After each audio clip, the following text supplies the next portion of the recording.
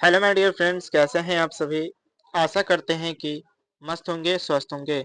दोस्तों, आज मैं आप सभी के लिए क्लास 10th का फिजिक्स चैप्टर 1 दोस्तों और 2 दोनों लेकर आया हूं, जो आपके एग्जाम के लिए बहुत ही इम्पोर्टेंट होने वाला है। तो दोस्तों, वीडियो में बने रहें।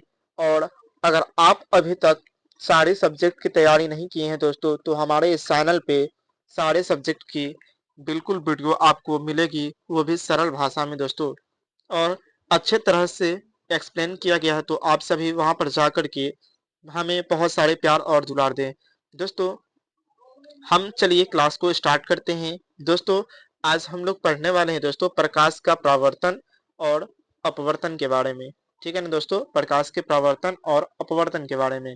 तो वीडियो में बने रहे लास्ट तक दोस्तों, क्योंकि वीडियो में बहुत ही मजा आने वाला है और बहुत ही ज्ञान की बात हम लोग लेंगे, जो आपके एग्जाम के रिलेटेड रहेगा। ठीक है ना दोस्तों, आपके बोर्ड एग्जाम से रिलेटेड रहेंगे। दोस्तों, पहला सवाल है अपना, क्रांतिक कोण किसे कहते हैं। ठीक है ना दोस्तों, क्रांतिक कोण पूछा गया है कि किसे कहते हैं। तो चलिए इसे बहुत अच्छे तरीके से हम एक्सप्लेन करने की प्रयास करते हैं। दोस्तों, जब प्रकाश की किरण सघन माध्यम से विरल माध्यम में प्रवेश करती है। दोस्तों, जब प्रकाश की किरण सूर्य से होकर के आती है दोस्तों, और कहा जाती है दोस्तों सघन माध्यम बोला गया दोस्तों, जब प्रकाश की किरण सघन माध्यम से विरल माध्यम में गमन करती है। ठीक है ना दोस्तों, यानी कि दोस्तों सपोज करें कि कोई प्रकाश की किरण दोस्तों कांच में, मान लीजिए कांच है दोस्तों, और कांच में से प्रवेश करवाते हैं दोस्तों, यानी कि सघन माध्यम से विरल माध्यम में। सघन माध्यम यानी कांच में से दोस्तों विरल माध्यम यानी हवा में प्रवेश करवाते हैं, तो अभिलंब से दूर हट जाती है। अभिलंब से दूर हट जाता है दोस्तों। क्या दूर हटता है दोस्तों? तो प्रकाश की किरण अभिलंब से दूर हटता है। आपके एग्जाम में पूछा जाएगा दोस्तों कि प्रकाश की किरण जब सघन माध्यम से विरल माध्यम में प्रवेश करती है, तो प्रकाश की किरण किधर मुड़ जाती है? तो दोस्तों आपको बोलना होगा अभिलंब, अभिलंब की ओर मुड़ जाती है। ठीक है ना दोस्तों, अभिलंब से दूर हट जाती है। ठीक, अर्थात दोस्तों विरल माध्यम में बना अपवर्तित कोण, सॉरी यहाँ पे अपवर्तन कोण होना चाहिए था दोस्तों, यानी विरल माध्यम में बना अपवर्तित कोण दोस्तों, यानी कोण आर। ठीक है ना दोस्तों, सघन माध्यम में बने आपतित कोण। ठीक है, आपतन कोण होना चाहिए दोस्तों। कोण क्या दोस्तों? कोण आई। ठीक है ना, आई कहने का मतलब होता है दोस्तों इंसिडेंट रे, और आर कहने का मतलब होता है रिफ्लेक्टेड रे। ठीक है ना दोस्तों, कोण आई से बड़ा होता है। ठीक है ना, और यदि विरल माध्यम में बना अपवर्तित कोण एक समकोण के समान हो जाए, तो इसके सापेक्ष सघन माध्यम में बना आपतित कोण क्रांतिक कोण कहलाता है। ठीक है ना दोस्तों, आशा करते हैं आप सभी को डेफिनेशन समझ में आ गया होगा। ठीक है ना, तो चलिए अगला सवाल की तरफ चलते हैं। दोस्तों, अगला सवाल है अपना कि पेरिस्कोप किसे कहते हैं, इसके क्या उपयोग हैं। ठीक है ना दोस्तों, पेरिस्कोप के बारे में पूछा गया है कि पेरिस्कोप किसे कहते हैं, इसके क्या उपयोग हैं। दोस्तों आपको बता दें कि पेरिस्कोप जो होता है दोस्तों एक यंत्र है, जिसके द्वारा हम अपनी छिपी हुई वस्तुओं को देख सकते हैं। ठीक है ना दोस्तों, पेरिस्कोप जो है दोस्तों वह एक यंत्र है। ठीक है ना दोस्तों, जिसके द्वारा कोई भी चीज छुपा हुआ दोस्तों, जिसके द्वारा हम अपने अपने में छिपी हुई वस्तुओं को देख सकते हैं। ठीक है ना, उसके बाद दोस्तों सैनिक खाइयों में छिपाकर मैदानों पहाड़ों को देख सकते हैं। ठीक है ना दोस्तों, अगर मान लीजिए दोस्तों आप लोग देखे होंगे दोस्तों, पेरिस्कोप को ही कहते हैं, क्या कहते हैं दोस्तों, जिसको दूरबीन बोलते हैं। ठीक है ना, बहुत दूर तक वस्तु को दिखाई देता है। ठीक है ना, और पनडुब्बियों में बैठे सैनिकों समुद्र तल का परीक्षण क्या दोस्तों पर्यवेक्षण कर सकते हैं। ये ठीक है ना दोस्तों, परीक्षण कर सकते हैं, यानी दूर दूर तक की वस्तुओं को हम लोग आसानी से देख सकते हैं। किसी धंधु वाले दिन अवरक्त फोटोग्राफी भी इसकी सहायता से की जा सकती है। ठीक है ना, उसके बाद दोस्तों पेरिस्कोप समतल दर्पणों की सहायता से बनाए जाते हैं। आपको एग्जाम में पूछा जाएगा दोस्तों कि पेरिस्कोप कौन सा दर्पण का बना होता है दोस्तों, तो आपको बताना होगा समतल दर्पण का बना होता है। ठीक है ना दोस्तों, जो प्रकाश के परावर्तन के सिद्धांत पर कार्य करता है। दोस्तों आपसे पूछा जाएगा कि पेरिस्कोप जो होता है वह किसके अनुसार चलता है दोस्तों, तो आपको बोलना होगा प्रकाश के परावर्तन के नियम के अनुसार चलता है। ठीक है ना दोस्तों, वह उस कोटि के पेरिस्कोप में प्रिज्म का भी प्रयोग किया जाता है। दोस्तों उस कोटि का जो प्रिज्म होता है ना दोस्तों, उसमें क्या चीज का उपयोग किया जाता है, तो पेरिस्कोप का भी उपयोग किया जाता है। चलिए दोस्तों अगला सवाल की तरफ चलते हैं। अगला सवाल है दोस्तों कि समतल दर्पण में बनने वाले प्रतिबिंब की विशेषता लिखिए। दोस्तों हमसे पूछा गया है क्या कि समतल दर्पण में बनने वाले प्रतिबिंब की विशेषताएं को लिखिए। दोस्तों समतल दर्पण में जो प्रतिबिंब बनता है उसकी विशेषता के बारे में पूछा है, तो चलिए हम लोग उसकी विशेषता को स्पष्ट करते हैं। दोस्तों सबसे पहले तो हम लोग बोलेंगे क्या कि समतल दर्पण के सामने जितनी दूरी पर वस्तु हो उसका उतना दोस्तों उसका प्रतिबिंब जो होता है दोस्तों उतना ही पीछे बनता है। कहने का क्या मतलब हुआ दोस्तों, समतल दर्पण में यदि कोई समतल दर्पण के सामने जितना दूरी पर वस्तु रखा हुआ रहता है दोस्तों, मान लीजिए कि अगर कोई आपके सामने में 5 मीटर पे क्या है दोस्तों, 5 मीटर पे क्या रखा हुआ है, प्रतिबिंब क्या बोलते हैं उसको दोस्तों, मिरर रखा हुआ है यानी समतल दर्पण रखा हुआ है, और वस्तु 5 मीटर के बाद रखा हुआ दोस्तों, तो प्रतिबिंब कहाँ बनेगा दोस्तों, तो जितना डिस्टेंस में रखा हुआ है वस्तु उतना ही पीछे से दिखाएगा दोस्तों, उतना ही पीछे वस्तु दिखाएगा। ठीक है ना दोस्तों। आगे है दोस्तों समतल दर्पण में किसी वस्तु के पूरे बिंब को देखने के लिए दर्पण का आकार में उससे आधा होना चाहिए। जैसे मान लेते हैं दोस्तों कि अगर हमें मान लेते हैं कि 5 फीट का कोई वस्तु है दोस्तों, और उसको देखना है, किसमें देखना है, तो समतल दर्पण में है। तो यानी समतल दर्पण में देखना है तो दर्पण कितना फीट का होना चाहिए, मान लीजिए कोई व्यक्ति 5 फीट का है, तो उसको अगर आईना में देखना है तो दर्पण कितना फीट का होना चाहिए दोस्तों, यानी आधा होना चाहिए, व्यक्ति का आधा होना चाहिए। यानी 5 फीट का व्यक्ति है तो 2.5 फीट का भी रहेगा दोस्तों, तो हम लोग अपना पूरा शरीर उसमें देख सकते हैं। ठीक है ना, ये सब क्वेश्चन आपके एग्जाम में पूछे जाते हैं दोस्तों, तो आप सभी कंसंट्रेट होकर बहुत ध्यानबद्ध तरीके से दोस्तों देखिएगा। दोस्तों अगला सवाल है अपना, क्या है दोस्तों, सवाल है कि अवतल दर्पणों के उपयोग क्या दोस्तों लिखिए।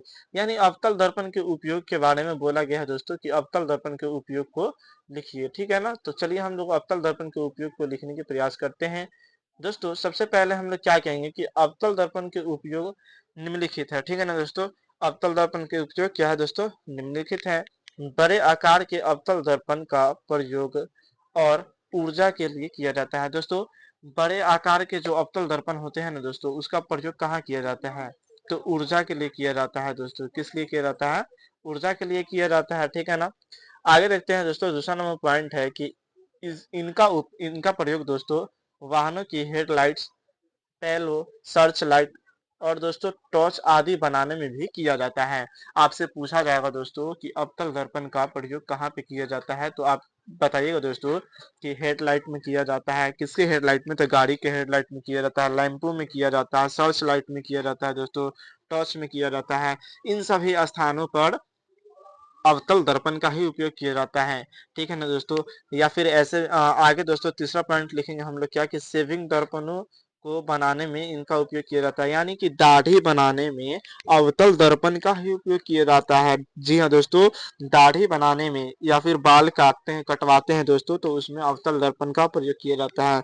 दोस्तों हम लोगों का दाढ़ी या फिर बाल बहुत छोटा छोटा होता है, लेकिन क्या करते हैं नाई लोग, क्या करते हैं हजाम लोग, क्या करते हैं दोस्तों, उसको बड़ा करके दिखाता है तो वो काटने में समक्ष होते हैं। ठीक है ना, 5वां नंबर दोस्तों लिखेंगे पॉइंट कि दांत चिकित्सा तथा विशेषज्ञ रोगी का परीक्षण करने के लिए इनका उपयोग किया जाता है।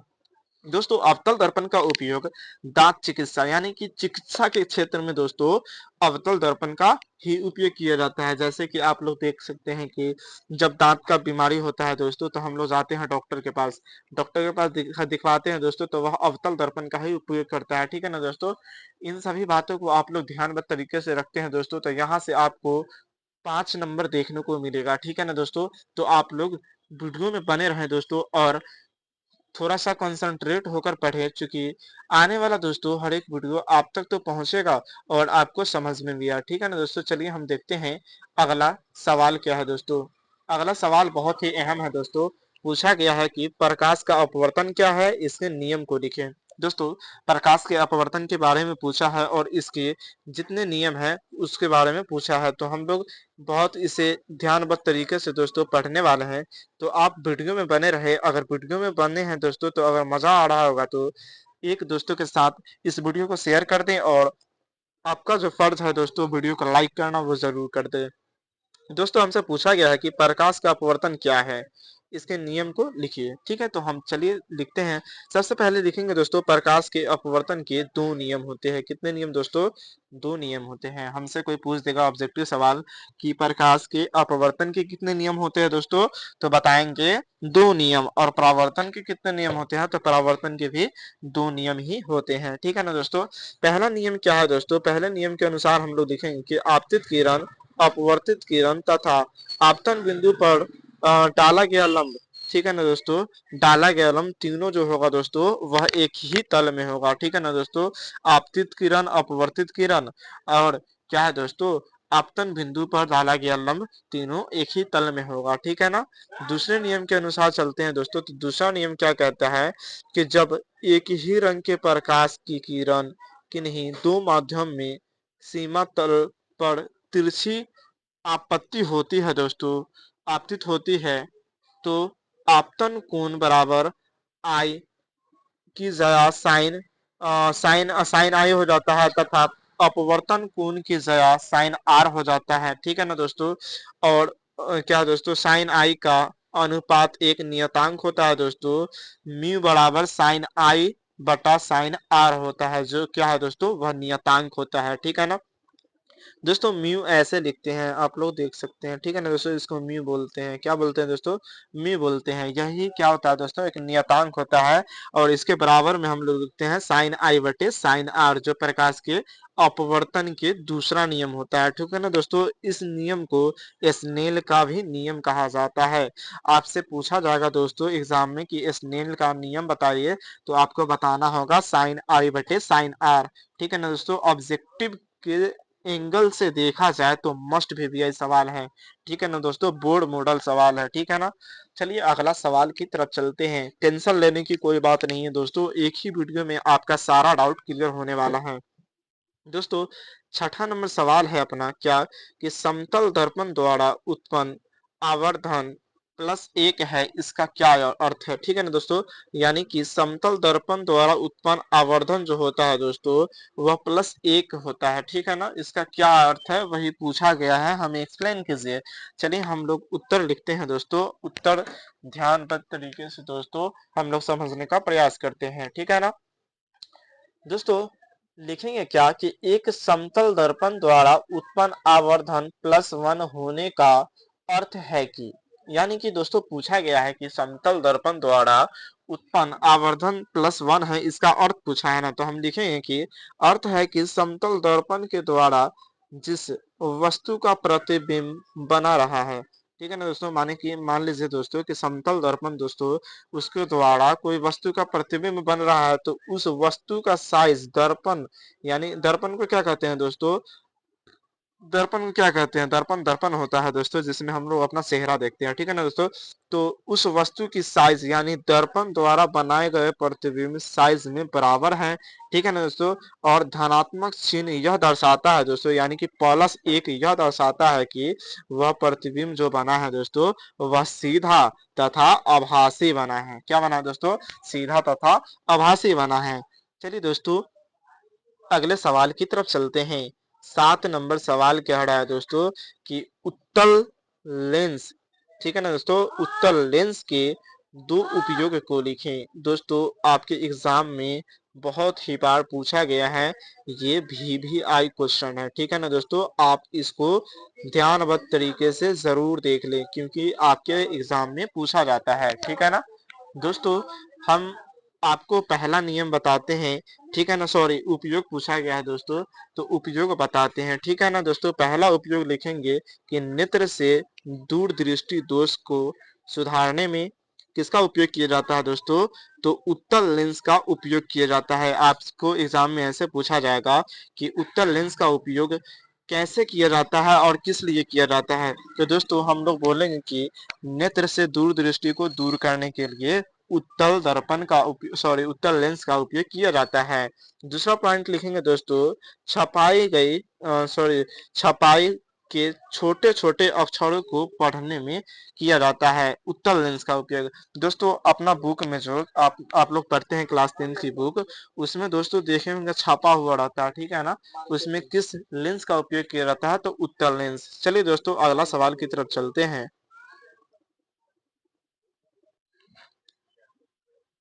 दोस्तों अपना अगला सवाल है 8 नंबर, प्रकाश का परावर्तन किसे कहते हैं, इसके नियम को लिखें। दोस्तों यह एग्जाम के एंगल से देखा जाए तो मस्ट भी प्रश्न है दोस्तों। पूछा गया है कि प्रकाश का परावर्तन किसे कहते हैं, इसके नियम को लिखें, ठीक है ना दोस्तों। तो चलिए हम देखते हैं इसके नियम क्या है दोस्तों उसके बारे में। दोस्तों उत्तर लिखेंगे सबसे पहले और लिखेंगे कि जब प्रकाश किसी पॉलिश की हुई या चमकदार सतह पर पड़ता है। दोस्तों अगर हम बात करें दोस्तों, तो मान लेते हैं जब प्रकाश की किरण, ठीक है ना दोस्तों, किसी क्या बोलते हैं उसको दोस्तों, चिमकीला सतह पे पड़ता है ना दोस्तों, तो क्या होता है, तो यह एक सुनिश्चित दिशा में विपरीत होता है।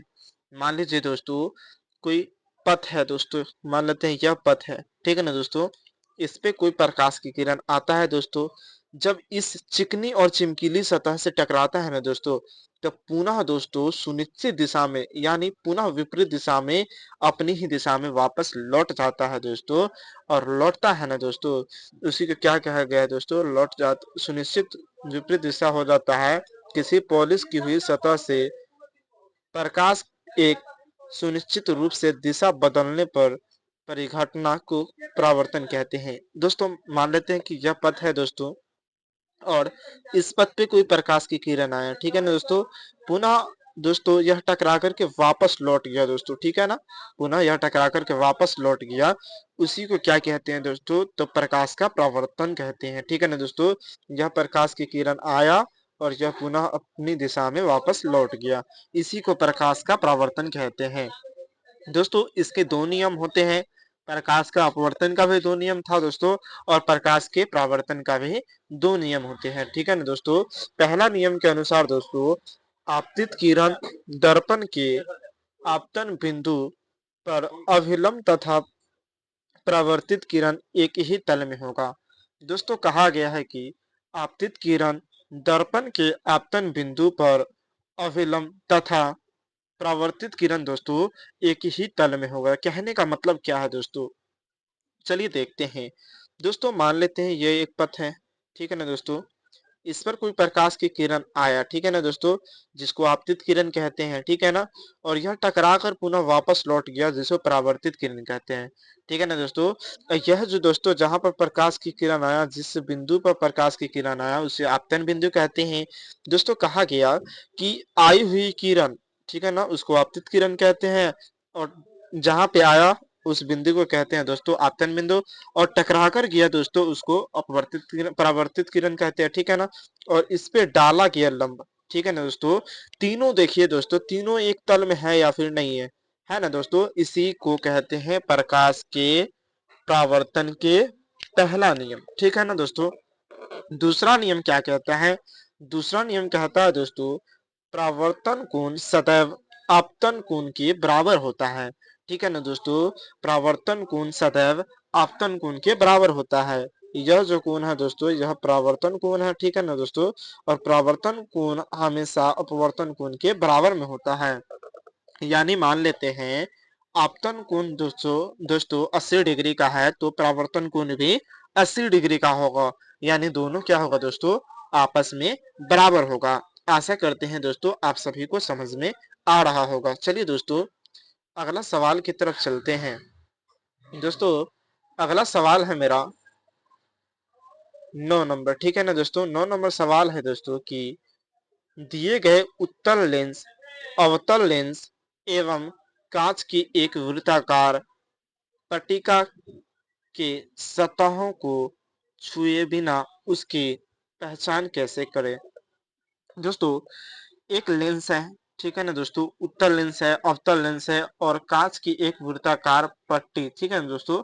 उसको बगैर छुए हुए बताना है हमको कि पहचान कैसे करेंगे कि वह अवतल लेंस है कि उत्तल लेंस है, ठीक है ना दोस्तों। इसका पहचान कैसे कर सकते हैं?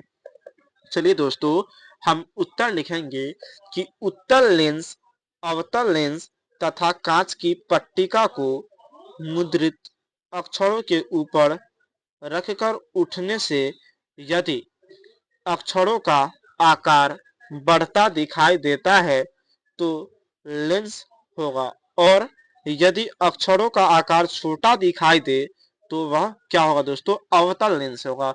अगर अक्षर दोस्तों बड़ा दिखाई दे तो वह उत्तल लेंस होगा, अगर अक्षर छोटा दिखाई दे दोस्तों तो क्या होगा दोस्तों? अवतल लेंस होगा, ठीक है ना दोस्तों। और यदि अक्षरों का आकार समान रहे तो वह कांच की वृत्ताकार पट्टी होगी, ठीक है ना दोस्तों। हम लोगों ने लेंस, अवतल लेंस, उत्तल लेंस, कांच की पट्टिका को बगैर छुए हुए पहचानने की प्रयास कर लिए हैं। चलिए दोस्तों, अगला सवाल की तरफ चलते हैं। 10 नंबर सवाल कह रहा है दोस्तों, कह रहा है कि हमें वाहनों में उत्तल दर्पण को क्या दोस्तों पश्चधय दर्पण के रूप में वरीयता क्यों देते हैं? वरीयता क्यों देते हैं, ठीक है ना दोस्तों। सॉरी दोस्तों, यहाँ पे वरीयता लिखा हुआ है, ठीक है ना दोस्तों। आप ध्यान से इसको देख लीजिएगा।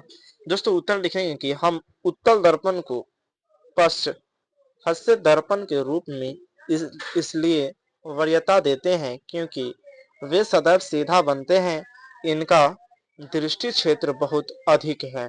दोस्तों वाहन के रूप में दोस्तों जो उत्तल दर्पण का उपयोग किया जाता है दोस्तों, उसका दोस्तों प्रतिबिंब जो होता है हमेशा, सदैव कहने का मतलब हमेशा दोस्तों सीधा प्रतिबिंब होता है, और इनका दृष्टि क्षेत्र जो होता है दोस्तों वह बहुत ही अधिक होता है, क्योंकि यह बाहर की ओर उभरा हुआ रहता है, ठीक है ना दोस्तों, बाहर की ओर वक्रित रहता है। चलिए दोस्तों, हम अगला प्रश्न के माध्यम से समझने का प्रयास करते हैं। दोस्तों प्रश्न है 11 नंबर। कितना नंबर दोस्तों? 11 नंबर सवाल है दोस्तों, उत्तल लेंस को अभिसारी लेंस क्यों कहा जाता है? दोस्तों कहा गया है कि उत्तल लेंस को अभिसारी लेंस क्यों कहा जाता है। दोस्तों बहुत ध्यानबद्ध तरीके से आप लोग देखिएगा, और वीडियो में मजा आ रहा होगा दोस्तों तो चैनल को सब्सक्राइब करके वीडियो को ज्यादा से ज्यादा शेयर कर दीजिएगा।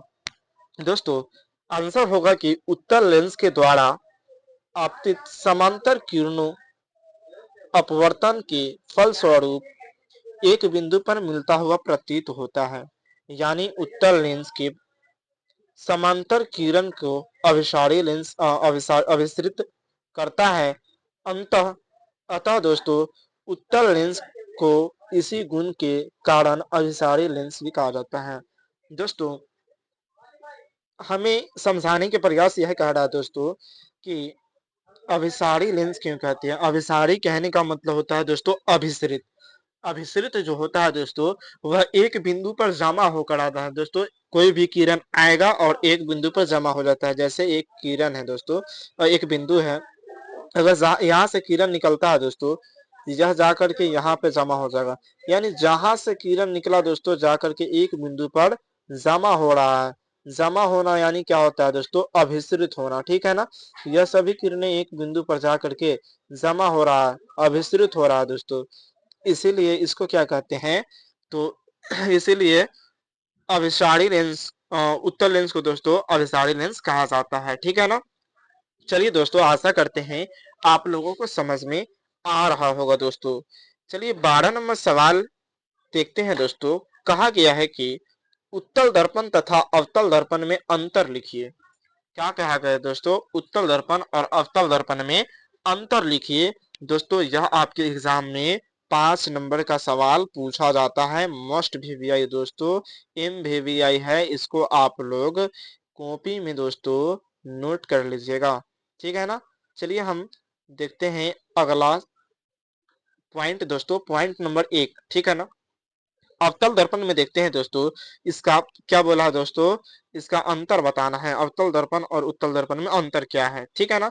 तो हम पहला अंतर बताएंगे दोस्तों कि अवतल दर्पण में परावर्तन करने वाला चमकीला तल अंदर धंसा होता है। ठीक है ना दोस्तों, अवतल दर्पण में परावर्तक सतह जो होता है दोस्तों वह अंदर की ओर धंसा होता है। ठीक है ना, लेकिन उत्तल में ऐसा बात नहीं होता है। इसमें दोस्तों परावर्तक सतह बाहर की तरफ उभरा हुआ होता है। ठीक है ना दोस्तों, यह ऐसे इस शेप का होता है, यानी ये वाला भाग है दोस्तों वह उभरा हुआ रहता है। लेकिन अवतल की बात किया जाए तो अवतल में क्या है दोस्तों, धंसा हुआ है। ठीक है ना, ये रहा धंसा हुआ है। ठीक, चलिए दोस्तों दूसरा डेफिनेशन देखते हैं, यानी दूसरा पॉइंट देखते हैं।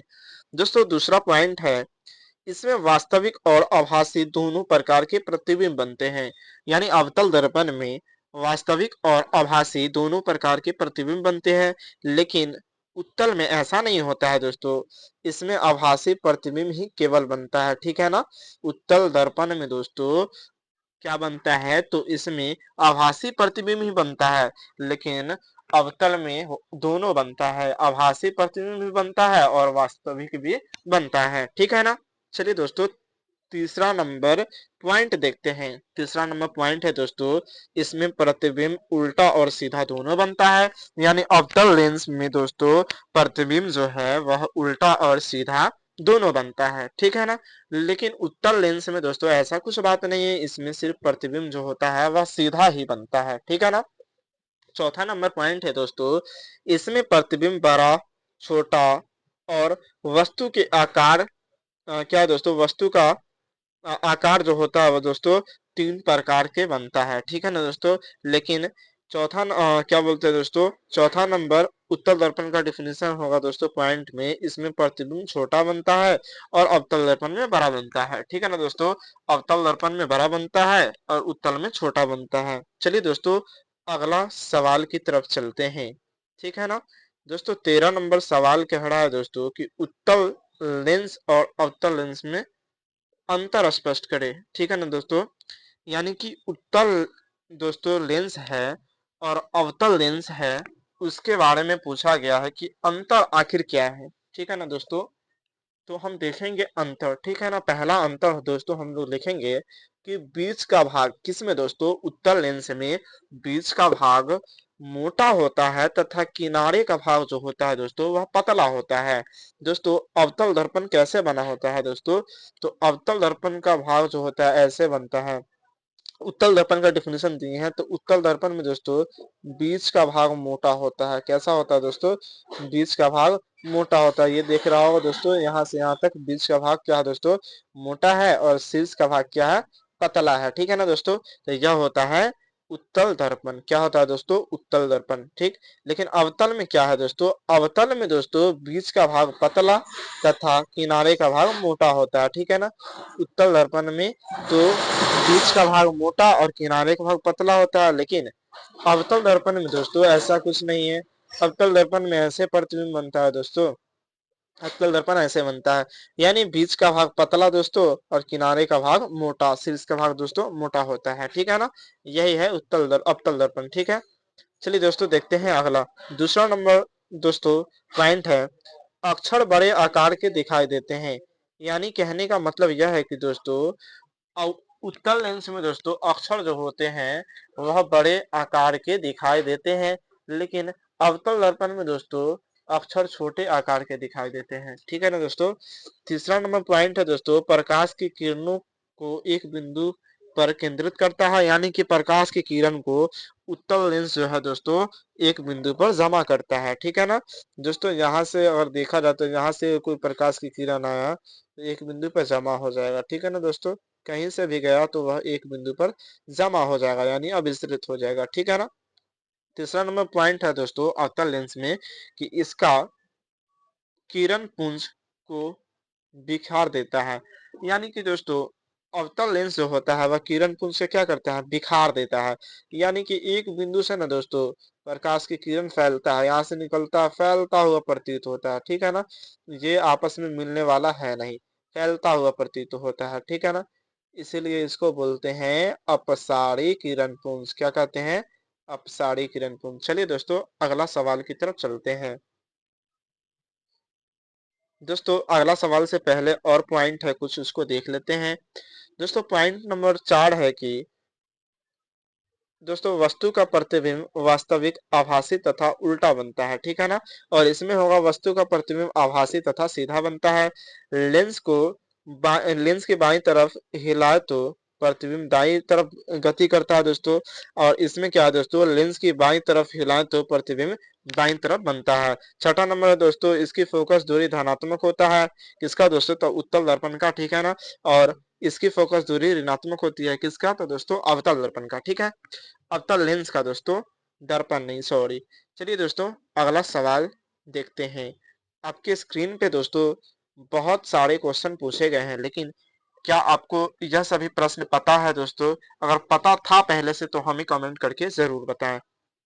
दोस्तों 14 नंबर सवाल है कि वास्तविक तथा आभासी प्रतिबिंब में अंतर क्या है? दोस्तों वास्तविक प्रतिबिंब और आभासी प्रतिबिंब में आखिर अंतर क्या है, इसी को स्पष्ट करने के लिए बोला है। तो चलिए देखते हैं। दोस्तों वास्तविक प्रतिबिंब को पर्दे पर प्राप्त किया जा सकता है, लेकिन आभासी प्रतिबिंब जो होता है उसको पर्दे पर प्राप्त नहीं किया जा सकता है। इसको आप लोग ध्यान में रखिएगा। दोस्तों वास्तविक प्रतिबिंब जो होता है वह सदैव यानी हमेशा कैसा होता है दोस्तों, तो उल्टा होता है। कैसा होता है, उल्टा होता है। लेकिन आभासी प्रतिबिंब हमेशा कैसा होता है, तो सीधा होता है, ठीक है ना दोस्तों। दोस्तों अगला पॉइंट है तीसरा नंबर, वास्तविक प्रतिबिंब दर्पण के आगे बनता है, लेकिन आभासी प्रतिबिंब जो होता है वो दोस्तों दर्पण के पीछे बनता है। आशा करते हैं दोस्तों कि आप सभी को यह वीडियो में मजा आया होगा। दोस्तों अगर मजा आया होगा तो वीडियो को लाइक से और चैनल को सब्सक्राइब करके बेल आइकन को प्रेस कर लीजिए, क्योंकि आने वाला हर एक वीडियो आप तक जरूर पहुंचे। दोस्तों 15 नंबर सवाल है क्या कि प्रकाश का परावर्तन किसे कहते हैं, इसके नियम को लिखें। दोस्तों पूछा गया है कि प्रकाश के परावर्तन किसे कहते हैं, इसके नियम को लिखें। दोस्तों आप लोगों को पता होगा, और नहीं पता है तो आज हम इसीलिए तो आप लोगों के लिए लेकर आए हैं दोस्तों। यह पूरा क्लास का यानी चैप्टर 1 चैप्टर 2 का सारा क्वेश्चंस, ठीक है ना। चलिए हम लोग देखते हैं। उत्तर लिखेंगे और लिखेंगे क्या कि प्रकाश की किरणों का किसी वस्तु से टकराकर लौट जाना। दोस्तों अभी अभी हमने बताया था थोड़ा देर पहले दोस्तों, यह कोई पथ है, ठीक है ना। यहाँ पे प्रकाश की किरण आता है और इस चिकनी और चमकीली सतह से टकराकर वापस लौट जाता है दोस्तों। वापस लौटने की इस प्रक्रिया को ही दोस्तों प्रकाश का परावर्तन कहते हैं। यह इसका नियम 2 होता है। कितना होता है दोस्तों, 2 होता है। पहला नियम के अनुसार दोस्तों आपतित किरण, परावर्तित किरण एवं आपतन बिंदु पर डाला गया लंब तीनों एक ही तल में होगा, ठीक है ना दोस्तों।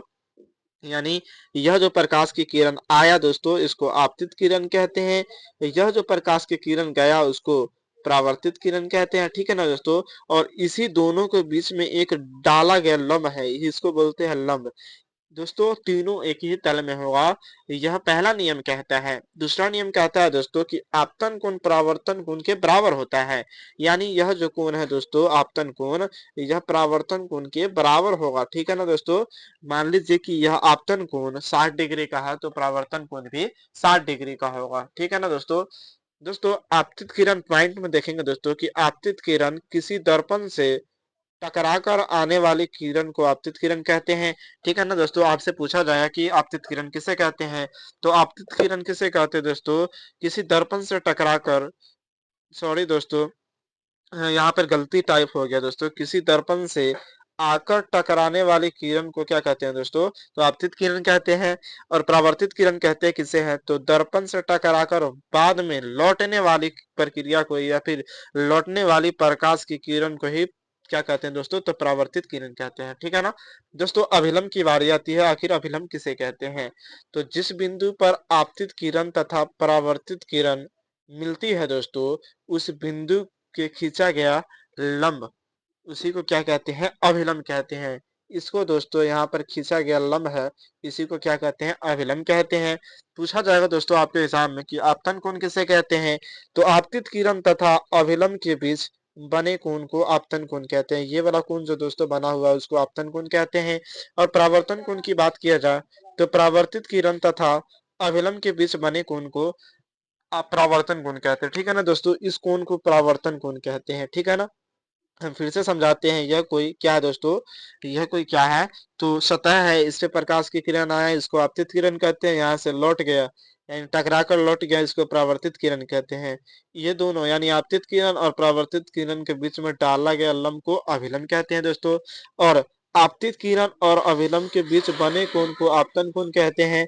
और अभिलंब और परावर्तित किरण के बीच बने कोण को क्या कहते हैं दोस्तों?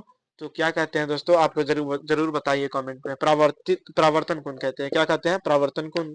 दोस्तों अगर आपतन कोण का मान 60 डिग्री है तो परावर्तन कोण का मान भी 60 डिग्री होगा। ठीक है ना दोस्तों? चलिए अगला सवाल की तरफ चलते हैं।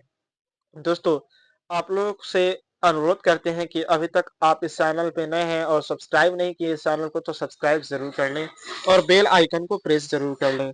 दोस्तों अपना अगला सवाल है 16 नंबर। सवाल है दोस्तों कि प्रकाश का प्रकीर्णन से आप क्या समझते हैं। पूछा गया कि प्रकाश का प्रकीर्णन से आप क्या समझते हैं। हम लोग आंसर लिखेंगे दोस्तों। जब प्रकाश किसी ऐसे माध्यम से गुजरता है, ठीक है ना दोस्तों, जब प्रकाश किसी ऐसे माध्यम से गुजरता है जिसमें धूल तथा जिसमें धूल तथा अन्य पदार्थ अत्यंत सूक्ष्म कण होते हैं, ठीक है ना दोस्तों, यानी अत्यंत छोटा कण होते हैं, तो इसके द्वारा प्रकाश सभी दिशाओं में प्रकाशित हो जाता है। इसे प्रकाश का प्रकीर्णन कहते हैं।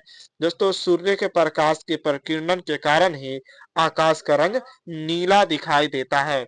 आपको पूछा जाएगा दोस्तों कि आकाश का रंग नीला क्यों दिखाई देता है दोस्तों, तो हम लोग बोलेंगे दोस्तों कि प्रकाश के प्रकीर्णन के कारण दोस्तों आकाश का रंग नीला दिखाई देता है।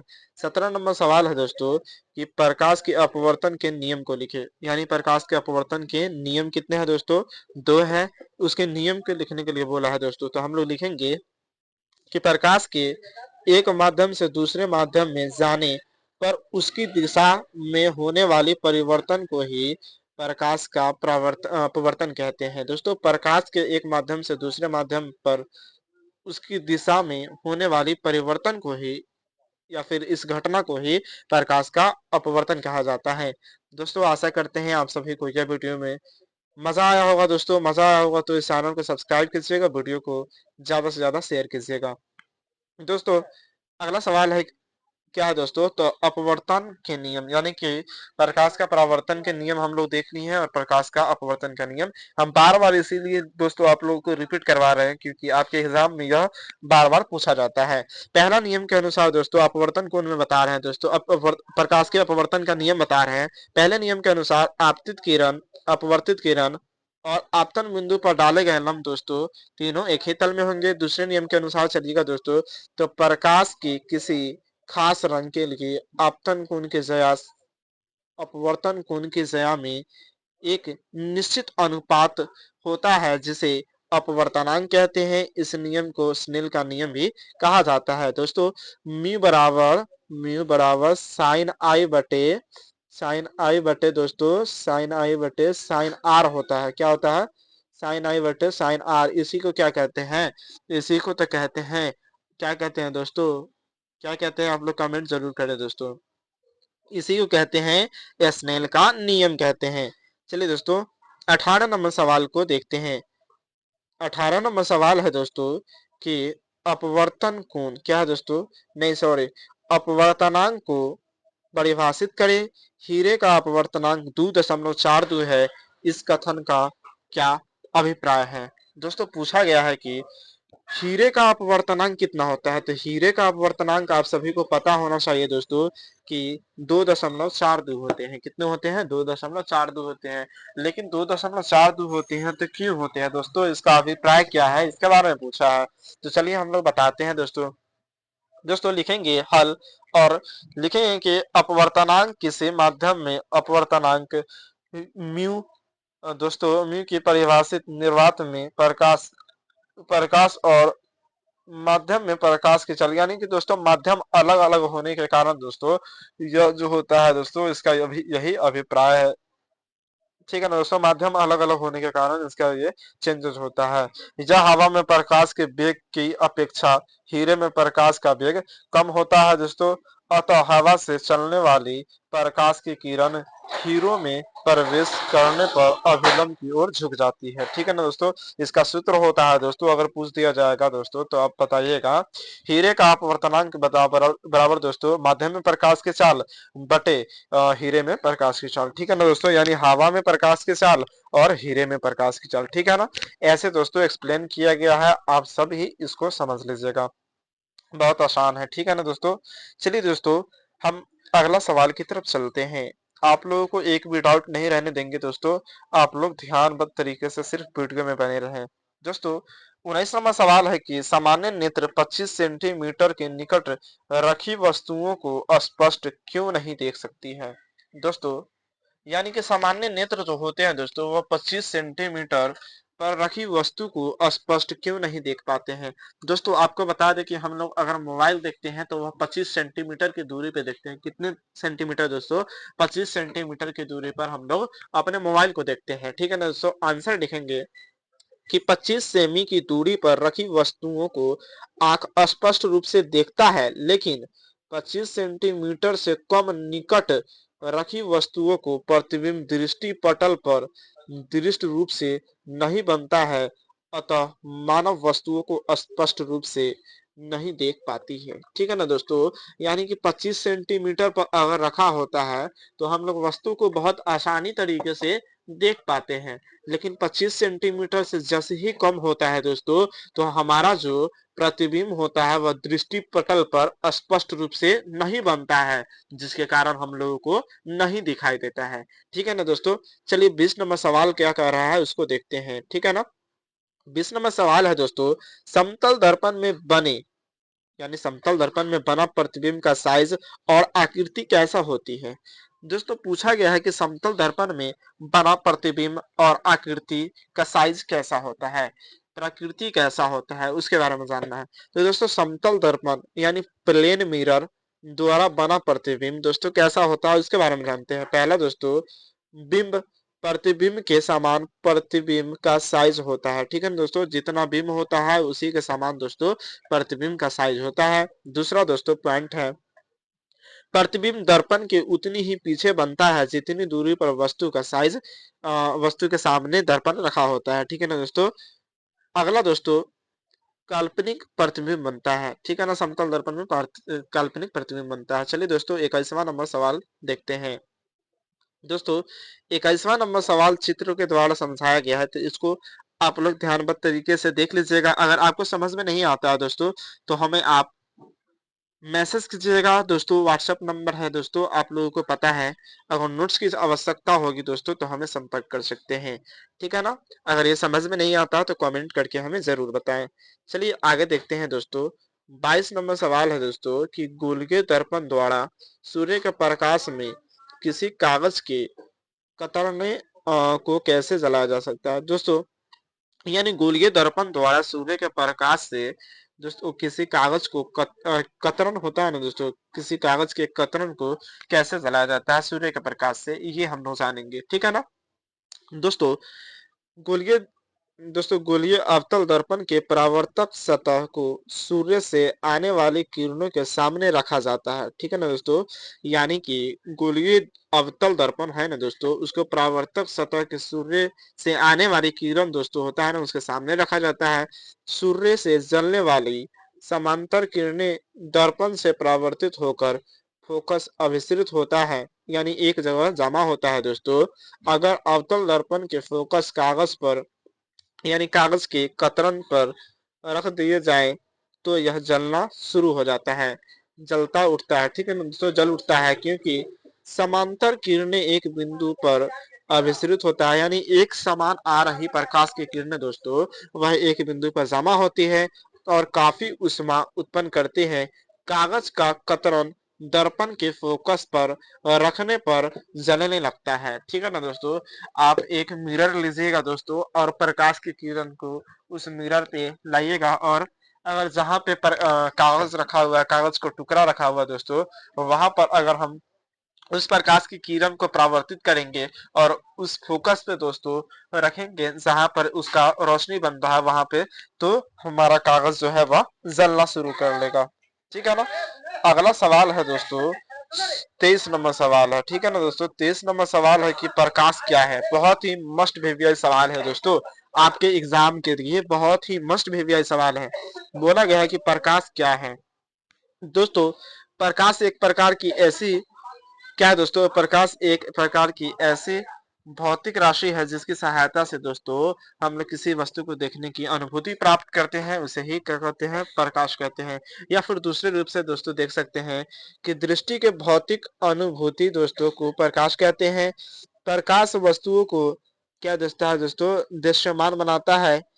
कोई वस्तु उस पर पड़ने वाले प्रकाश को प्रवर्तित करता है और वह परावर्तित प्रकाश हमारी आंखों द्वारा ग्रहण होती है दोस्तों, तब वस्तु को देखने की योग्य बनता है। ठीक है ना दोस्तों, यानी कि प्रकाश की किरण, कोई सूर्य के प्रकाश की किरण दोस्तों आता है ऊपर से, तो डायरेक्टली ऐसा तो नहीं है दोस्तों कि हमारे आंख पे पड़ता है, नहीं, पहले वस्तु पे पड़ता है उसके बाद हमारी आंख पे पड़ता है। वस्तु क्या करता है दोस्तों, वह आंख पे रिफ्लेक्ट करता है, उसके कारण हम लोग देख पाते हैं। ठीक है ना। चलिए, ऐसा तो नहीं है कि किसी वस्तु को देखना है तो हम लोग आंख पे टॉर्च मारते हैं, नहीं नहीं, ऐसा नहीं होता है। ठीक है ना दोस्तों। चलिए अगला सवाल देखते हैं दोस्तों। 24 नंबर सवाल कह रहा है दोस्तों कि प्रकाशीय घनत्व क्या है। दोस्तों पूछा गया है कि प्रकाशीय घनत्व क्या है। ठीक है ना। तो हम लोग देखते हैं प्रकाशीय घनत्व का एक निश्चित क्या है दोस्तों, संपूर्णार्थक होता है। यह द्रव्यमान धनात्मक से समान नहीं है। जिस माध्यम का प्रकाशीय घनत्व अधिक होता है वह सघन माध्यम होता है। यानी दोस्तों जिस माध्यम का प्रकाशीय घनत्व ज्यादा होता है वह सघन माध्यम होता है। जैसे में जल, हवा, सॉरी हवा तो विरल हो जाएगा दोस्तों, जल होगा, कांच होगा दोस्तों। ठीक है ना। अन्यथा वह विरल माध्यम होगा। जो हम बताएं दोस्तों, हवा, हवा क्या होगा दोस्तों, तो हवा क्या है, तो विरल माध्यम है। ठीक है ना। विरल माध्यम से प्रकाश की किरण सघन माध्यम में प्रवेश करती है तो यह अविलंब की ओर मुड़ जाती है। जब दोस्तों हवा में से डायरेक्टली प्रकाश की किरण, अगर दोस्तों अगर हवा में से कोई प्रकाश की किरण अगर दोस्तों पानी में जाता है, यानी कि विरल माध्यम से सघन माध्यम में जाता है, तो प्रकाश जो दोस्तों यह जो प्रकाश की किरण है वह अविलंब की ओर मुड़ जाती है। और जब सघन माध्यम से प्रकाश की किरण विरल माध्यम में अपवर्तित होती है या फिर जाती है दोस्तों, तो यह अविलंब से दूर हट जाती है। ठीक है ना दोस्तों। 25वां नंबर सवाल की तरफ चलते हैं दोस्तों। 25वां नंबर सवाल है कि अभिसारी प्रतिबिंब आभासी प्रतिबिंब है। दोस्तों आभासी प्रतिबिंब क्या है, इसके बारे में पूछा गया है। ठीक है ना दोस्तों। तो हम लोग लिखेंगे किसी स्रोत से आने वाली प्रकाश का परावर्तन या अपवर्तन के बाद एक बिंदु पर नहीं मिलता है दोस्तों, बल्कि परावर्तित अथवा अपवर्तित किरणों के पीछे बढ़ाने पर एक बिंदु पर मिले तो आभासी प्रतिबिंब कहते हैं, या फिर आभासी प्रतिबिंब बनता है। यह प्रतिबिंब हमेशा सीधा और पर्दे पर क्या है दोस्तों, पर्दे पर उतारना असंभव होता है। ठीक है ना। आभासी प्रतिबिंब को पर्दे पर नहीं उतारा जा सकता है। 26वां नंबर सवाल है कि वास्तविक प्रतिबिंब क्या है। ठीक है ना दोस्तों। दोस्तों वास्तविक प्रतिबिंब किसे कहते हैं, तो किसी स्रोत से आने वाला प्रकाश का परावर्तन या अपवर्तन के बाद एक बिंदु पर मिलता हुआ प्रतीत होता है, वास्तविक प्रतिबिंब बनता है दोस्तों। वास्तविक प्रतिबिंब हमेशा कैसा बनता है, तो उल्टा बनता है और पर्दे पर आसानी से प्राप्त किया जा सकता है। हमारा नेत्र रेटिना पर वास्तविक प्रतिबिंब बनाता है। ठीक है ना दोस्तों। आपके यहाँ से बहुत सारे ऑब्जेक्टिव क्लियर हो चुके हैं दोस्तों। वास्तविक प्रतिबिंब हमेशा कैसा बनता है, तो उल्टा बनता है।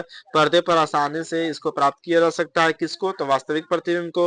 हमारा नेत्र जो है वह दोस्तों कहाँ पे इसका प्रतिबिंब बनाता है, रेटिना पे बनाता है, वह वास्तविक बनाता है। ठीक है ना दोस्तों। यहाँ से बहुत सारे ऑब्जेक्टिव क्वेश्चन हम लोगों ने कर लिया। चलिए दोस्तों आगे देखते हैं। पूछा गया है कि गोलीय दर्पण द्वारा परावर्तन के लिए नई कार्तीय चिन्ह परिपाठी दर्शाए। दोस्तों चिन्ह परिपाठी बोला है दर्शाने के लिए दोस्तों, तो इसको आप लोग देख लीजिए दोस्तों। जरूरी नहीं है कि हम सारा क्वेश्चन आप सभी को करवा ले, चूंकि वीडियो में टाइम बहुत हो चुका है दोस्तों, और इतना ज्यादा टाइम का वीडियो अच्छा नहीं होता है दोस्तों। ठीक, चलिए हम जो इम्पोर्टेंस है उसको कराते हैं सवाल को। दोस्तों सवाल है अगला क्या, कि अवतल दर्पण और उत्तल दर्पण। दोस्तों कहा है सवाल कि अवतल दर्पण, उत्तल दर्पण और समतल दर्पण के छूकर एवं बिना छूकर कैसे पहचान सकते हैं। ठीक है ना दोस्तों। तो अवतल दर्पण को छूने पर दोस्तों पता चलता है कि इसका परावर्तक सतह क्या होता है, न तो होता है। ठीक है ना दोस्तों, इसका परावर्तक सतह न तो होता है। अगर अवतल दर्पण को छुएगा ना दोस्तों तो इसका परावर्तक सतह कैसा होता है दोस्तों, यानी धंसा होता है। ठीक है ना। और उत्तल दर्पण को परावर्तक सतह उभरा हुआ होता है, यानी कि उठा हुआ होता है। समतल दर्पण का परावर्तक सतह दोस्तों समतल होता है, यानी बराबर होता है। दोस्तों तीनों दर्पणों को फोकस के भीतर एक वस्तु पिन को बारी बारी से रखा जाता है। तो जिस दर्पण में वस्तु पिन का प्रतिबिंब आभासी, सीधा और बड़ा दिखाई देता है दोस्तों, पड़े वह बड़ा दिखाई पड़े वह अवतल दर्पण कहलाता है। और जो दर्पण में वस्तु का प्रतिबिंब आभासी, सीधा तथा छोटा दिखाई देता है वह उत्तल कहलाता है। जिस दर्पण में वस्तु का प्रतिबिंब आभासी, सीधा और वस्तु के आकार के बराबर दिखाई देता है वह समतल दर्पण कहलाता है। दोस्तों पूछा गया था कि अवतल दर्पण को बिना छुए और छूकर को स्पष्ट करने की यह कौन सा दर्पण है। अगर अवतल दर्पण को बिना छुए बताना है तो अवतल दर्पण का परावर्तक सतह धंसा हुआ होता है, इससे हमें पता चलता है कि यह अवतल दर्पण है। ठीक है ना। और उत्तल दर्पण को बिना छुए हुए कैसे बताएंगे, तो इसका परावर्तक सतह उठा हुआ रहता है, उसको क्या कहते हैं, तो उत्तल दर्पण। जिसका परावर्तक सतह प्लेन होता है, चिकना होता है, उसे क्या कहते हैं, तो समतल दर्पण कहते हैं। ठीक है ना दोस्तों। आशा करते हैं आप सभी को यह वीडियो अच्छा लगा होगा दोस्तों। तो दोस्तों वीडियो में बने रहे, आशा करते हैं समझ में आ रहा होगा। चलिए अगला क्वेश्चन देखते हैं। दोस्तों सवाल है 29 नंबर की लेंस कितने प्रकार के होते हैं। दोस्तों लेंस मुख्यतः दो प्रकार के होते हैं। ठीक है ना दोस्तों, लेंस और अवतल लेंस। ठीक है ना दोस्तों, उत्तल लेंस और अवतल लेंस होते हैं। ठीक है ना। उत्तल लेंस की वास्तविक और आभासी प्रतिबिंब दोस्तों दोनों प्रकार के बनते हैं। ठीक है ना दोस्तों, उत्तल लेंस दोस्तों होते हैं, उत्तल लेंस में वास्तविक और आभासी दोनों प्रकार के प्रतिबिंब बनते हैं। लेकिन अवतल लेंस में दोस्तों केवल आभासी प्रतिबिंब ही बनता है। ठीक है ना। अगला सवाल है 30 नंबर दोस्तों, लेंस की क्षमता से क्या समझते हैं। यानी लेंस की क्षमता से आप क्या समझते हैं, यही क्वेश्चन किया गया है। ठीक है ना दोस्तों। तो हम लोग देखते हैं किसी लेंस द्वारा प्रकाश की किरण दोस्तों, किसी लेंस द्वारा प्रकाश की किरणों के अभिसरण, यानी अभिसरण कहने का मतलब एक जगह जमा होना दोस्तों, अपसरण करने की मात्रा को उसकी क्षमता क्या दोस्तों, उसको क्षमता कही जाती है। लेंस की क्षमता को नाम दोस्तों, लेंस की क्षमता को डायोप्टर से मापी जाती है। एक डायोप्टर उस लेंस की क्षमता है जिसका फोकस दूरी 1 मीटर होता है। ठीक है ना दोस्तों। पूछा जाएगा कि लेंस की क्षमता को क्या चीज से मापा जाता है, तो डायोप्टर से मापा जाता है। एक डायोप्टर उस लेंस की क्षमता दोस्तों, एक डायोप्टर उस लेंस की क्षमता 1 मीटर होती है। ठीक है ना। एक डायोप्टर हो गया, उसका लेंस की क्षमता कितना होगा, तो 1 मीटर होगा। ठीक है ना। चलिए 31वां नंबर सवाल को देखते हैं। 31वां नंबर सवाल है दोस्तों कि उत्तल लेंस और अवतल लेंस में सचित्र अंतर स्पष्ट कीजिए।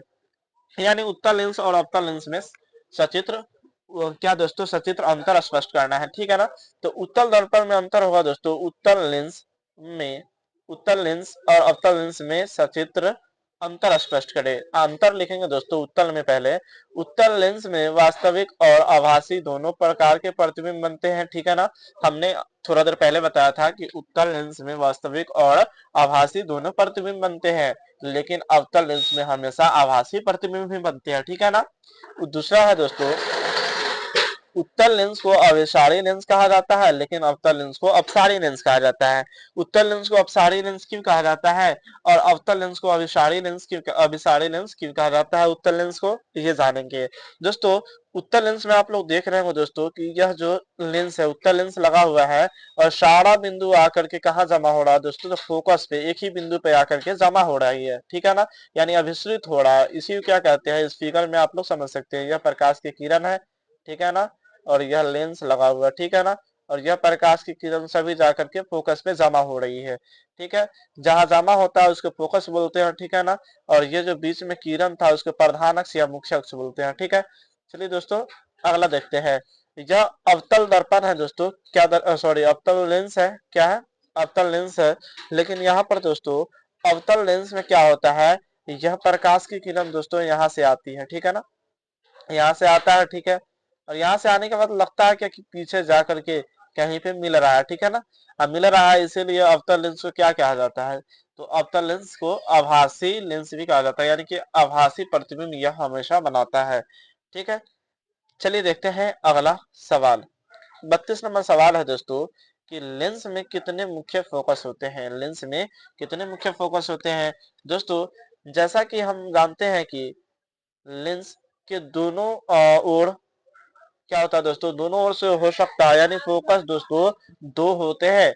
यह कारण है कि प्रत्येक लेंस में दो मुख्य फोकस होते हैं। लेंस के दोनों ओर एक एक फोकस होते हैं, ठीक है ना दोस्तों। लेंस के मुख्यतः दो फोकस होते हैं, ठीक है ना, और दोनों ओर एक एक फोकस होते हैं। 33वां नंबर सवाल है दोस्तों, कौन सा लेंस वास्तविक और आभासी प्रतिबिंब दोनों बनाते हैं, ठीक है ना। तो आंसर होगा दोस्तों उत्तल लेंस वास्तविक और आभासी दोनों प्रकार के प्रतिबिंब बनाता है। जब बीम यानी प्रतिबिंब फोकस के बाहर हो जाते हैं तो लेंस वास्तविक तथा वास्तविक प्रतिबिंब, और जब बीम यानी जब प्रतिबिंब फोकस के भीतर होता है ना दोस्तों, तो वह आभासी प्रतिबिंब बनाता है। चलिए दोस्तों अगला सवाल देखते हैं। 34 नंबर सवाल है दोस्तों, बस जल्दी जल्दी इस वीडियो को खत्म करेंगे दोस्तों, हम लोग वीडियो में बने रहे। और दोस्तों अब देखते हैं 34वां नंबर सवाल है, बिना स्पर्श किए हुए उत्तल लेंस और अवतल लेंस तथा कांच के वृत्ताकार प्लेट की पहचान कैसे की जा सकती है, ठीक है ना दोस्तों। तो हम लिखेंगे दोस्तों, दोनों तरफ के लेंसों और कांच की प्लेट को बारी बारी से अपने हाथों से पकड़कर किसी पुस्तक के छपे पृष्ठ निकट लाते छपे पृष्ठ के निकट लाते हैं और इनसे होकर छपे अक्षर को देखते हैं, ठीक है ना दोस्तों। पहला पॉइंट होगा दोस्तों, पहला पॉइंट लिखेंगे हम सब, क्या लिखेंगे दोस्तों, पहचान का पहला पॉइंट लिखेंगे, यदि पुस्तक के छपे अक्षर अपने वास्तविक आकार से बड़े दिखाई देने पड़ते हैं तो यह उत्तल लेंस होगा, यानी कि छोटा वस्तु को देखने में उत्तल लेंस का प्रयोग किया जाता है, ठीक है ना दोस्तों। और यदि पुस्तक के छपे अक्षर अपने वास्तविक आकार के बड़े दिखाई देने पड़े तो यह कांच का प्लेट होता है। क्या चीज का प्लेट होता है दोस्तों, कांच का प्लेट होता है। यदि पुस्तक के छपे अक्षर अपने वास्तविक आकार से छोटे दिखाई पड़ते हैं तो यह अवतल लेंस होता है, ठीक है ना। तो यहाँ तक हमने कंप्लीट कर लिया। चलिए अगला पॉइंट देखते हैं। कैमरा नंबर दोस्तों, यानी क्वेश्चन है दोस्तों, मस्ट वीवीआई क्वेश्चन है, ये आपको एग्जाम में पूछा जाता है, वीवीआई क्वेश्चन है, यानी कि यह बोर्ड मॉडल क्वेश्चन है दोस्तों, बोर्ड मॉडल क्वेश्चन है। तो आप लोग इसे ध्यानबद्ध तरीके से देखिएगा। क्वेश्चन है दोस्तों, सूर्योदय एवं सूर्यास्त के समय क्या दोस्तों, सूर्य जो होता है दोस्तों, सूर्य का रक्त दोस्तों क्यों प्रतीत होता है, क्या है दोस्तों, सूर्य सूर्योदय एवं सूर्यास्त के समय सूर्य का रंग लाल क्यों दिखाई देता है, ये होना चाहिए था दोस्तों, ठीक है ना। तो हम देखेंगे दोस्तों क्षैतिज क्या क्षैतिज के समीप नीले तथा कम तरंग दैर्घ्य के प्रकाश का अधिकांश भाग कणों द्वारा प्रकीर्णन होते हैं, यानी बहुत सारे किरण निकलते हैं और प्रकीर्णन यानी फैलता है, ठीक है ना दोस्तों। इसलिए हमारे नेत्र तक पहुंचने वाला प्रकाश अधिक तरंग दैर्घ्य का होता है। इससे सूर्योदय सूर्यास्त के समय सूर्य का रंग लाल दिखाई देता है, ठीक है ना दोस्तों। सूर्योदय के समय सूर्य का रंग लाल क्यों दिखाई देता है, यही पूछा गया है, ठीक है ना। सूर्योदय और सूर्यास्त के समय सूर्य लाल दिखाई देता है क्यों। दोस्तों सूर्य का प्रकाश तो बहुत सारे कलरों में आते हैं, लेकिन दोस्तों जिसका तरंग दैर्घ्य अधिक होता है वही ज्यादा क्या होता है दोस्तों, दिखाई पड़ता है। जिसका तरंग दैर्घ्य कम होता है वह दिखाई नहीं पड़ता है। जैसे में लाल का तरंग दैर्घ्य सबसे ज्यादा है दोस्तों, इसलिए वह दिखाई पड़ता है, ठीक है ना। चलिए अगला सवाल की तरफ चलते हैं दोस्तों। 36वां नंबर सवाल कह रहा है दोस्तों, अवतल लेंस और क्या दोस्तों, अवतल लेंस को अपसारी लेंस क्यों कहते हैं। दोस्तों वैसा किरण जो एक बिंदु पर फैलता हुआ प्रतीत होता है, एक बिंदु से फैलता हुआ प्रतीत होता है, उसे क्या कहते हैं, तो अवतल क्या दोस्तों, अवतल को अपसारी लेंस क्यों कहते हैं, यही ना दोस्तों। तो अवतल लेंस के द्वारा समांतर प्रकाश की किरण आपतन क्या दोस्तों, आपतन के बाद आपतित होकर आपस में फैलता हुआ प्रतीत होता है, यानी अवतल लेंस के प्रकार के समांतर किरण को अपसारी लेंस कहते हैं। अवतल लेंस को इसी गुण के कारण अपसारी लेंस कहते हैं। देखिए दोस्तों यहाँ पर एक बिंदु है, ठीक है ना दोस्तों, यहाँ से प्रकाश की किरण फैलता हुआ प्रतीत हो रहा है, ठीक है ना, यहाँ से निकल रहा है और फैलता हुआ प्रतीत हो रहा है। इस फैलने की इस प्रक्रिया को ही प्रकाश का आप क्या बोलते हैं दोस्तों, अवतल लेंस को अपसारी लेंस कहते हैं। ठीक है ना। चलिए दोस्तों 37वां नंबर सवाल देखते हैं। 37वां नंबर सवाल है, किरण क्या है दोस्तों। यह क्वेश्चन मस्ट भी है, तो देखते हैं दोस्तों। किरण के यानी दोस्तों किरण किसे कहते हैं, प्रकाश के बिंदु पथ को दोस्तों ऐसे बोल सकते हैं जिस पथ पर प्रकाश की किरण चलती है दोस्तों, या फिर ऐसे कह सकते हैं प्रकाश के बिंदु पथ को किरण कहते हैं। जिस पथ पर प्रकाश की किरण आती है उसे किरण कहते हैं। किरण तीन प्रकार के होते हैं दोस्तों। किरण तीन प्रकार के होते हैं, संतृप्त किरण पुंज, असंतृप्त किरण पुंज और समांतर किरण पुंज होते हैं। ठीक है ना दोस्तों। यह तीन प्रकार के होते हैं, जिसमें दोस्तों प्रक्रिया दर्पण संतृष्ट किरण पुंज उत्पन्न करता है। उत्तल दर्पण द्वारा अपसरित किरण पुंज दोस्तों समांतर किरण पुंज समांतर पुंज उत्पन्न करता है। चलिए दोस्तों अगला सवाल देखते हैं।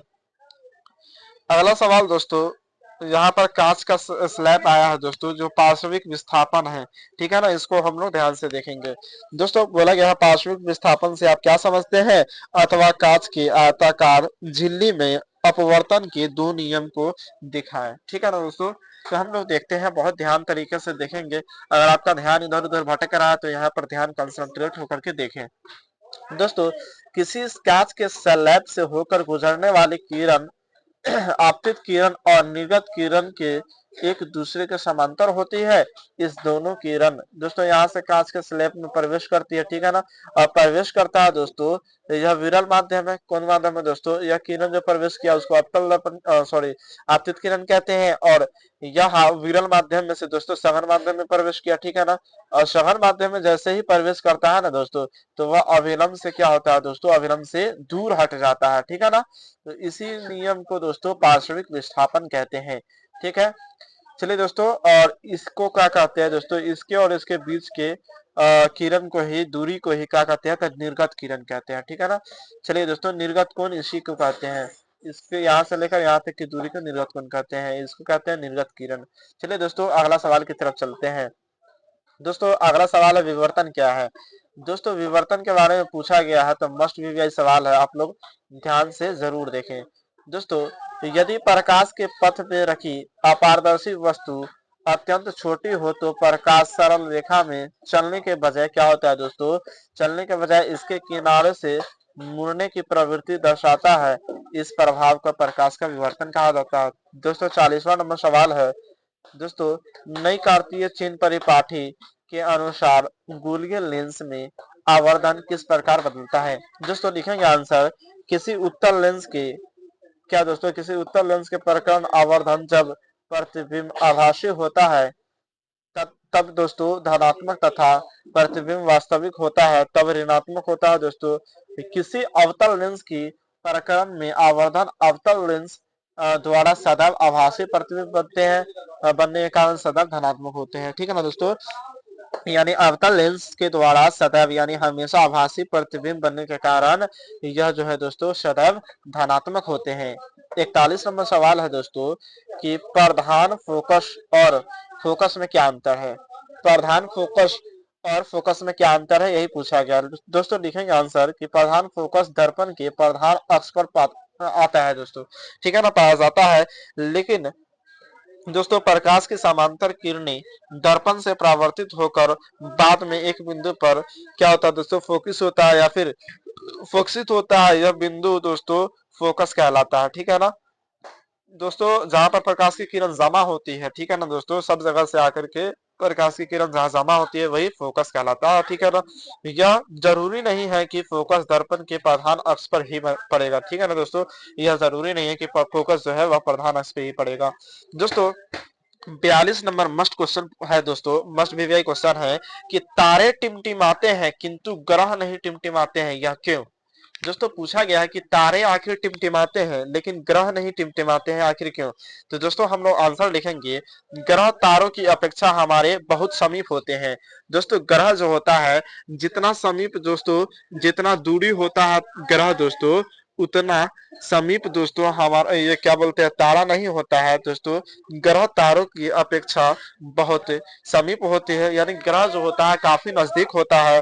अतः इसमें इतना पर्याप्त प्रकाश मिलता है कि वायुमंडल पर पड़ते ही घनत्व को क्या दोस्तों अस्तित्व के प्रभाव के चलते प्राप्त किरणों की संख्या में अपेक्षाकृत कम आती है दोस्तों, कमी आती है और वे लगभग अस्थायी हो जाते हैं। ठीक है ना दोस्तों, लगभग वह अस्थायी हो जाते हैं और इसी रूप में चमकते दिखते हैं दोस्तों। तारों क्या दोस्तों तारों से क्या दोस्तों चलने वाले प्रकाश की किरण वायुमंडल के विभिन्न घनत्व क्या दोस्तों घनत्व वाले परतों से गुजरने पर किरणों के पथ में विचलन होता है दोस्तों, विचलन होता है और तारे का प्रकाश विभिन्न क्षणों में अपवर्तित होती है दोस्तों, इसीलिए तारा टिमटिमाता हुआ नजर आता है। ठीक है ना दोस्तों, यानी कि दोस्तों जितना समीप हमारा जो क्या बोलते हैं ग्रह है, उससे ज्यादा समीप दोस्तों ग्रह से ज्यादा समीप दोस्तों कुछ नहीं है। ठीक है ना, इसीलिए तारा जो है वह बहुत दूरी पे है और ग्रह जो है बहुत समीप में है, यानी कि नजदीक में है। इसलिए तारा जो है दोस्तों टिमटिमाता हुआ नजर आता है, लेकिन ग्रह टिमटिमाता हुआ नजर नहीं आता है। दोस्तों आशा करते हैं आप सभी को बहुत ही मजा आया होगा और आप लोगों से उम्मीद करते हैं कि सारा क्वेश्चन आप लोग कॉपी में नोट कर लीजिएगा, क्योंकि आपके एग्जाम में यहाँ से क्वेश्चन बहुत देखने को मिलता है। दोस्तों वीडियो में मजा आया होगा तो कमेंट करके जरूर जाए और चैनल पे नए हैं तो चैनल को सब्सक्राइब कर ले और वीडियो को लाइक करना मत भूले। जय हिंद दोस्तों, फिर मिलते हैं नेक्स्ट वीडियो में। कोई डाउट रह गया हो दोस्तों तो हमें कमेंट करें, हम 24 आवर्स में इसका निष्कर्ष जरूर कर देंगे। धन्यवाद दोस्तों।